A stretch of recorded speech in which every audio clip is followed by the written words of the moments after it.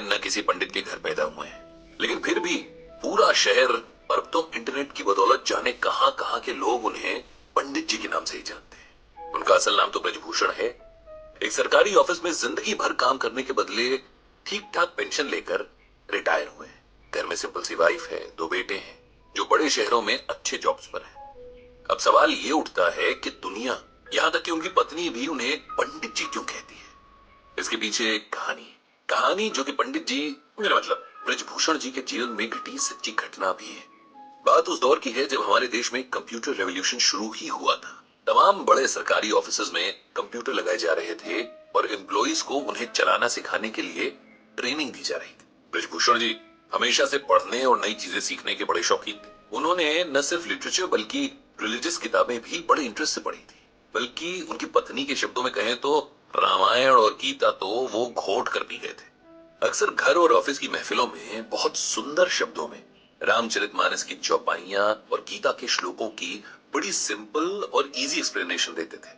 अब जब कंप्यूटर सीखने की बारी आई तो उन्होंने इसमें भी बड़े इंटरेस्ट के साथ पार्टिसिपेट किया, जबकि उनके साथ के बाकी लोग जाने क्यों बड़े बेमन से कतराते हुए ट्रेनिंग में हिस्सा ले रहे थे। उन्हें ट्रेनिंग देने वाली टीम कहीं बाहर से आई थी। 4 जवान लड़के जो शायद अभी अभी पढ़ाई पूरी करके निकले थे, इन्हें सिखा रहे थे। इस टीम में एक लड़का था जो बहुत कूल और काम नेचर का था। बड़े पेशेंस से इन लोगों को सिखाता था और कभी भी बेवकूफी भरे सवालों पर गुस्सा नहीं होता था। इस लड़के का नाम संदीप था। ब्रजभूषण जी को संदीप बहुत पसंद था। इधर कुछ दिनों से ब्रजभूषण जी देख रहे थे कि संदीप कुछ शांत सा रहने लगा था। उसके चेहरे पर हमेशा रहने वाली मुस्कान जैसे डिम सी पड़ गई थी। अक्सर कहीं खोया से रहता और एक अजीब सी सैडनेस उसकी आंखों में बनी रहती। अब ब्रजभूषण जी एक्सपीरियंस आदमी थे, जानते थे कि अगर इस एज में डिप्रेशन ने पकड़ लिया तो जिंदगी खराब कर देगा। इसीलिए उन्होंने संदीप से बात करने की सोची और एक दिन उसे डिनर पर घर बुलाया। संदीप आया और खाना खाने के बाद पंडित जी उसे साथ लेकर वॉक पर निकल गए। फिर बातों बातों में उसकी परेशानी का कारण पूछा, जिसे पहले तो वो टालता रहा, लेकिन फिर उसने अपनी परेशानी का रीजन बता ही दिया।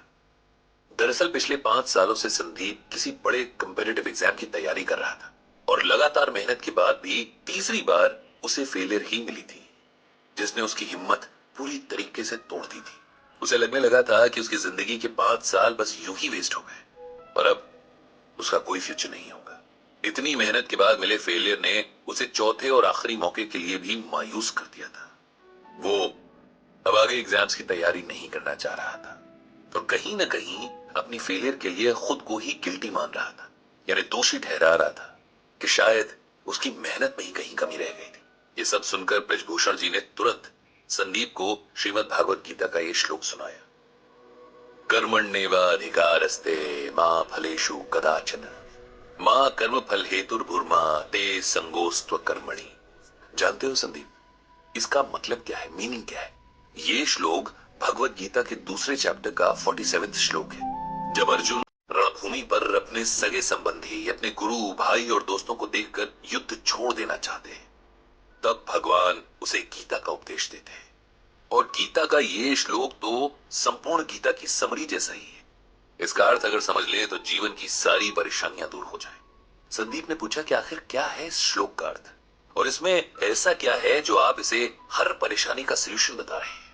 ब्रजभूषण बोले, इसका अर्थ है कि हे अर्जुन, तेरा अधिकार कर्म करने में है, उसके फल में नहीं। तू कर्म के फल के प्रति आसक्त ना हो या कर्म न करने के प्रति प्रेरित ना हो। सिंपल वर्ड्स में कहें तो हम में से हर कोई कुछ भी करने से पहले उस काम के रिजल्ट के बारे में सोचता है। जैसे बच्चे पढ़ाई शुरू करने से पहले फर्स्ट आने की विश करते हैं। बिजनेसमैन दिन की शुरुआत में ही शाम तक मटेरियल पूरी तरीके से यूज हो जाने की विश करता है। इंजीनियर नक्शा बनाने से पहले ही कोई मास्टरपीस बनाने की ख्वाहिश रखता है। हाउसवाइफ सब्जी काटने से पहले ही सोचती है कि आज का खाना खाकर तो उसका परिवार उसकी तारीफ करेगा। हर कोई अपने हर काम से अच्छे फल की उम्मीद करता है, जबकि हमारे हाथ में सिर्फ और सिर्फ अपना काम करना है। उसका रिजल्ट क्या मिलेगा, कैसा मिलेगा, कैसे मिलेगा, इस पर ना तो हमारा कोई कंट्रोल है और ना ही राइट। ये सुनकर संदीप बोला, अगर हम रिजल्ट की इच्छा ही नहीं रखेंगे तो उस काम के लिए मोटिवेशन क्या रह जाएगा? ऐसे तो हम कोई भी काम बस टाइम पास के लिए ही करेंगे, नहीं?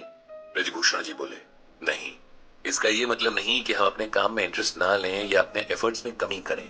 इसका मतलब ये है कि हम ये समझ लें कि हमारे कंट्रोल में सिर्फ हमारा काम है। उदाहरण के लिए, एक बच्चे का काम पूरे साल भर अच्छे से पढ़ाई करना है, लेकिन परीक्षा का रिजल्ट और भी कई बातों पर डिपेंड करता है, जैसे कई बार कॉपी चेक करने वाले के मूड पर भी। ऐसे में यदि नंबर उस बच्चे की एक्सपेक्टेशन से कम आ जाते हैं, तो उसे ना तो अपनी एबिलिटी पर शक करना है, न ही आगे मेहनत करने में कोताही करनी है। हमें हर हाल में अपना बेस्ट देना है।